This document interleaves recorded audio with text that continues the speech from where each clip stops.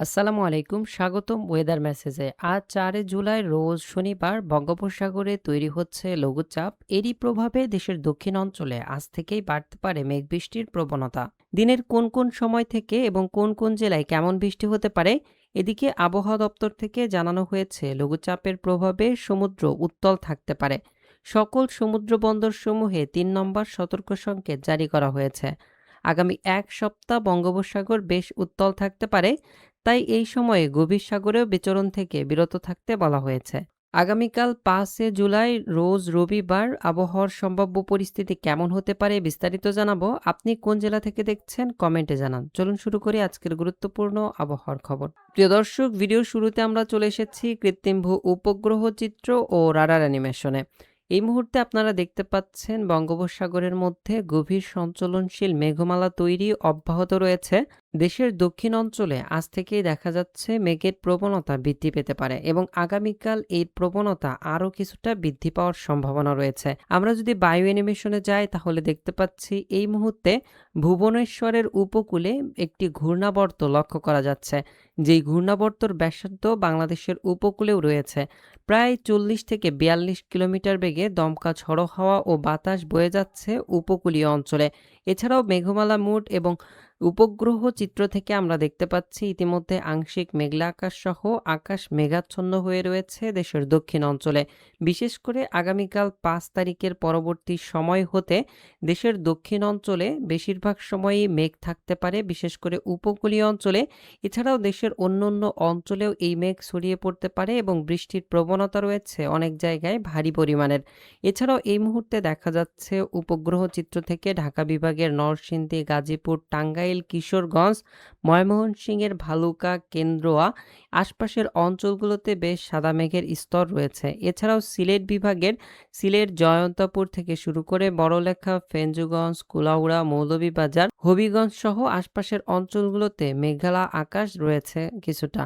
এছাড়াও খুলনা বিভাগের যশোর, ঝিনাইদহ, নড়াইল, সাতক্ষীরা, খুলনা, মংলা, কালীগঞ্জ এই সকল অঞ্চলের দিকে হালকা মেঘের উপস্থিতি লক্ষ্য করা যাচ্ছে। বরিশাল বিভাগে বেশ ভালো পরিমাণের মেঘ রয়েছে।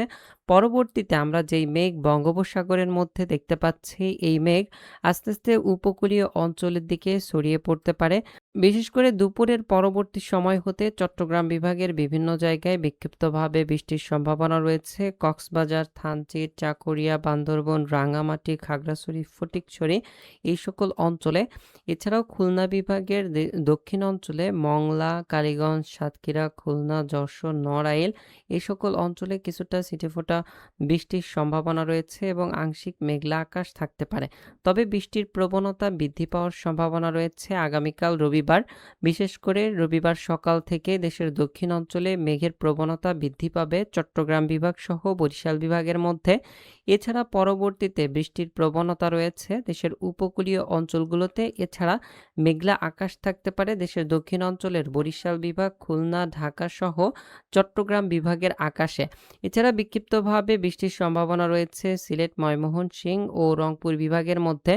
এছাড়া দুপুরের পরবর্তী সময় হতে দেখা যাচ্ছে 5 তারিখ দেশের দক্ষিণ অঞ্চলে বৃষ্টি রয়েছে। বেশ ভালো পরিমাণের বৃষ্টির সম্ভাবনা লক্ষ্য করা যাচ্ছে। প্রায় সারা দেশে এই বৃষ্টি অতিক্রমের সম্ভাবনা আমরা দেখতে পাচ্ছি। বৃষ্টি ও বজ্রপাত মোড থেকে দুপুরের পরবর্তী সময় হতে এই বৃষ্টি দেশের দক্ষিণ অঞ্চলের চট্টগ্রাম বিভাগ, বরিশাল, খুলনা এই বিভাগ হয়ে দেশে প্রবেশ করতে পারে।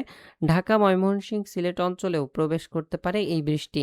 এতে বেশ ভালো পরিমাণের বৃষ্টির সম্ভাবনা রয়েছে। বেশ কিছু জায়গায় ভারী বৃষ্টি হতে পারে। এছাড়াও বজ্রপাতও থাকতে পারে। প্রিয় দর্শক, লঘুচাপ ও মৌসুমী বায়ুর সক্রিয়তার কারণে আগামী এক সপ্তাহের মধ্যে দেশের বেশ কিছু অঞ্চলে বেশ মেঘলা আকাশ এবং সেই সাথে হালকা থেকে মাঝারি, কোথাও কোথাও ভারী বৃষ্টি অতিক্রম করতে পারে। বিশেষ করে দেশের দক্ষিণ অঞ্চলে বৃষ্টির প্রবণতা সবথেকে বেশি।